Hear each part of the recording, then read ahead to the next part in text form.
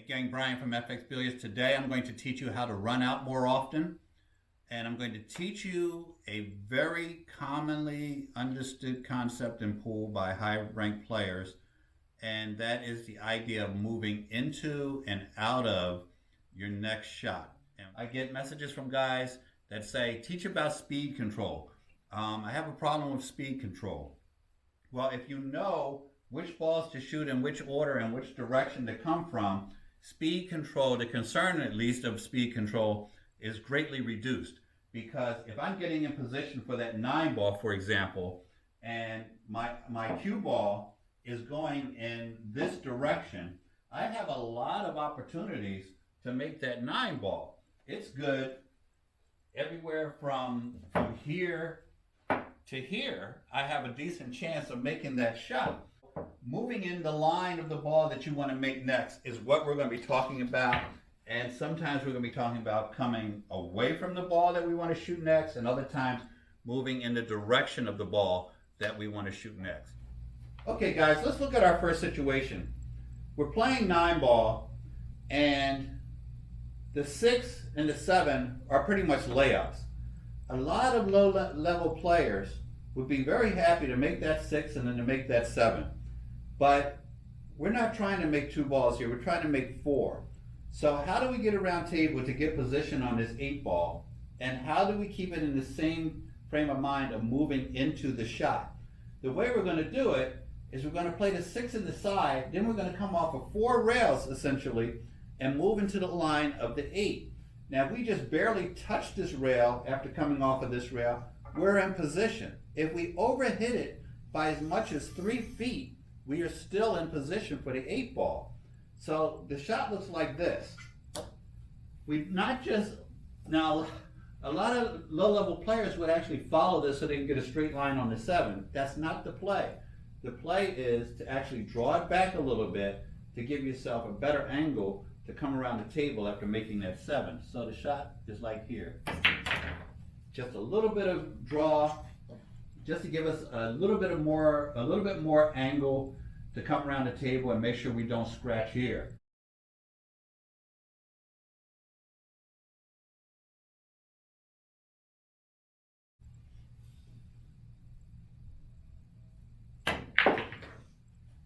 Now watch as we come off of this rail, we're moving directly into line with this 8 ball shot. I'm going to play this with high right to get behind the 9, and notice again I'm moving into the line of the shot. These lines are not exact. You're not going to take a protractor and come straight. First off, that's impossible. You'd actually have to pass through the 9. But you guys get the idea.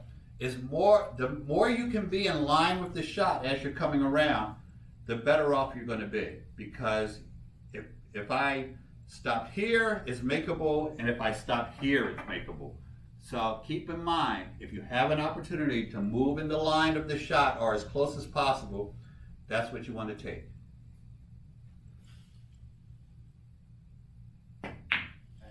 We're going to play this 6 ball with low left-hand English. What we're trying to do here is get in position on the 7. Now, to make the 7, we could do a lot of things. A lot of people might follow this and try to come off 2 rails. Here's what the problem is. If I get in position for the 7 this way, which I can do, I can cheat the pocket and come off of 2 rails. Now, I have a makeable shot here, but what happened?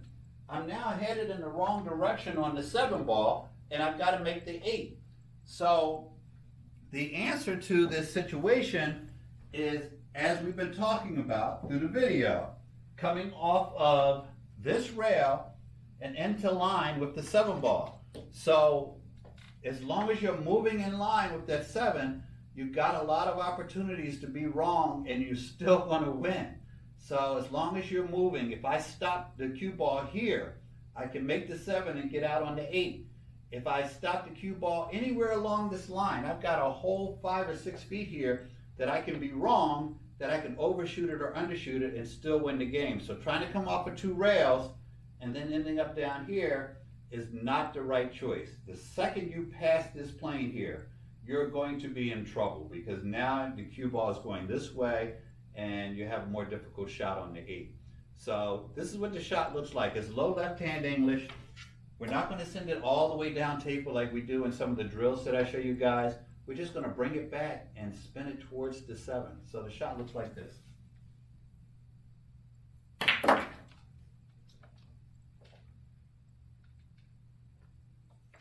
Nothing crazy about that shot. We're in line with the 7 ball. We stun the cue ball right there. And now we play the 8. And you know what we do? We try to move in line with this 9 ball. But we don't even have to do that because we're in such a situation that if we get here, we can make it. And if we get here, we can make it. But let's look at getting in line with the 9 ball. Remember, if you can find that line and stay as close to it as possible, that's what you want to do. So I'm going to play this with high left-hand English to get on the 9. And you can see, because we're following that line, if I was wrong and undershot it here, undershot it, overshot it, still in position for the 9 ball, still win the game.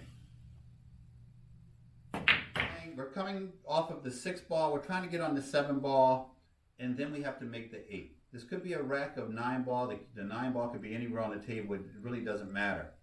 But we're going to come back to this rail and come back up to get position on the 7. Now why not just draw it back here? We can make the 7 here, we don't have to put a fancy draw shot on it, and you know, we've got a shot on the 7, and a lot of people frankly would be very happy with that. The problem is, if you're playing 8 ball, this thing has to go in the pocket at some point. So what you're trying to do is get as relatively straight on the 7 as you can so that you have a layup on the 8 ball. It doesn't matter if you make the 6 and then the 7 if you don't make the 8. So if we can get close to this line with the 7 ball, we can tap the 7 ball in, stay generally in this area, and have a straight shot on the 8 ball. So our shot looks like this. So we get off the 6 and onto the 7, and off the 7 and onto the 8.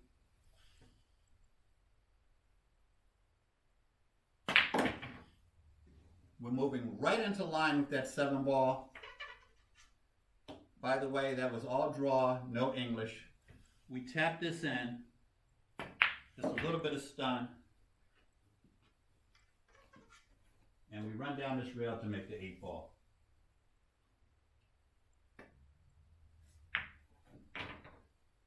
Let's look at another shot.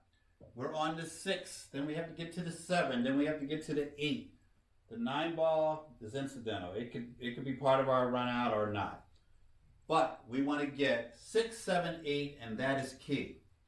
A lot of APA 3s and even 4s would be very happy with themselves to shoot this with a little follow and get straight in on the 7 ball.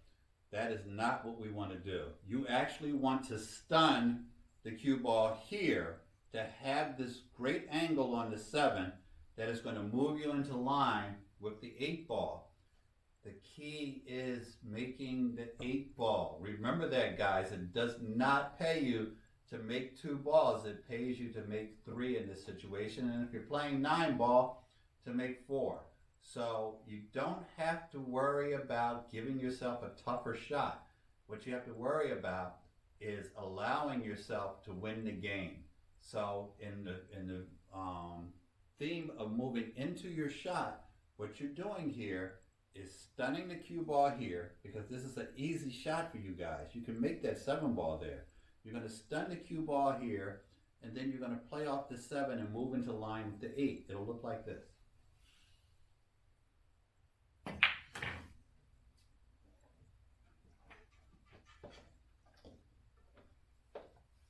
I just want to show you guys, if I underhit this by an amazing amount, I still have a shot on the 8 because I'm moving into line with it. If I overhit it by 4 or 5 feet, I'm still in line with the 8 ball. This is a no-lose situation. All I have to do is make 2 easy shots. And the cue ball is going to come straight off of this and come right down and stop anywhere along this way, and I'm going to win the game. Shot looks like this. Do you you see the direction the cue ball is going? If I overhit it by another foot, 2 feet, I still have a shot on the 8 ball.